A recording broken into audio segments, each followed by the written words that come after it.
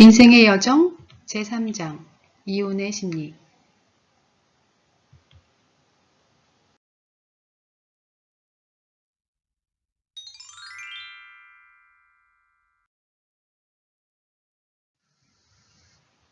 주변을 보면 준비되지 않은 이혼으로 인해 되돌릴 수도 없이 불행한 인생을 초래하는 경우는 너무나 많지만 이혼 후의 삶을 준비하고 미래를 계획하는 사람은 매우 소수입니다. 다시 행복한 미래를 꿈꾼다면 올바르고 구체적인 계획과 방법이 필요할 수밖에 없습니다. 그렇다면 이혼 후 자신만의 행복을 만들어가는 방법은 무엇일까요? 이혼도 결혼 생활에서 직면한 위기를 해결하는 방법 중에 하나라고 볼 수 있습니다. 이혼했기에 이미 실패한 인생이 아니라 다시 행복한 미래를 설정할 수 있습니다. 그러려면 우선 나만의 행복 기준을 설정해야 합니다. 어떤 행복을 어떻게 추구할 것인지에 대한 목표와 방향을 설정하는 것이 행복한 인생을 만드는 첫걸음인 것이죠. 이혼의 불행은 피했으니 어떻게든 되겠지. 남들처럼 살면 되겠지. 라는 생각으로는 결코 행복해질 수 없습니다. 이혼 후 새로운 행복을 만들어 나갈 수 있을지는 자신에 의해 결정되고 결과에 대한 책임도 자신이 져야 하는 것입니다. 행복의 기준은 절대적인 것이 아닌데 내 인생을 남들과 비교하는 것은 자기 정체성을 잃어버린 것이며 따라서 행복 기준은 내가 나에게 맞게 재설정하여야 합니다. 물론 이제는 이혼 전과는 전혀 다른 인생이므로 행복 기준도 이전과는 달라져야겠죠.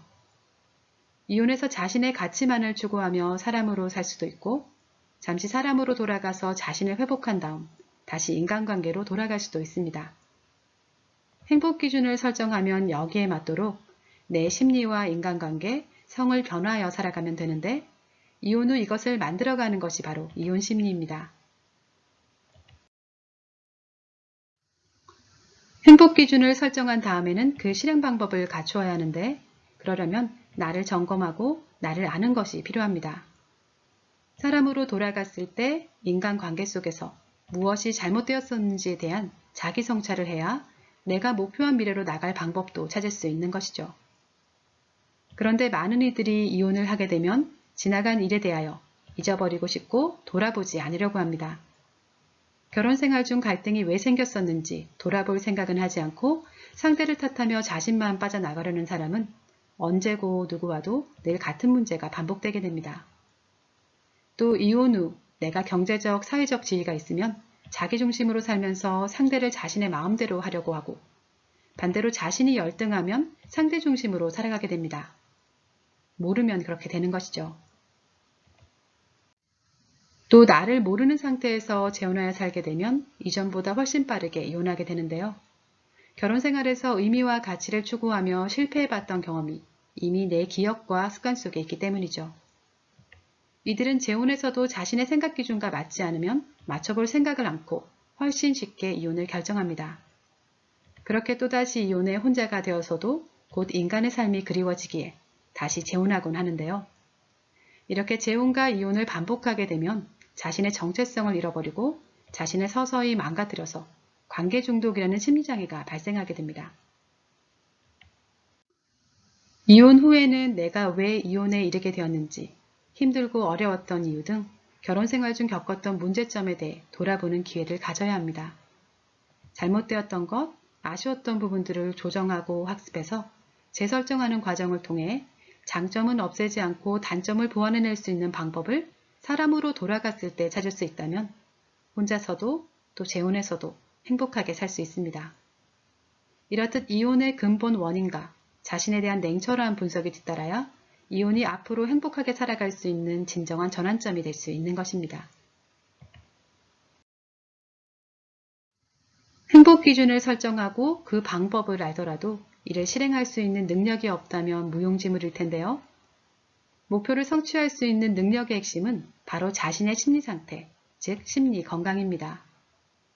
대부분의 사람들은 현재 자신의 심리 상태를 고려하지 않고 그저 막연히 이혼의 변화가 있으면 지금보단 나아지겠지.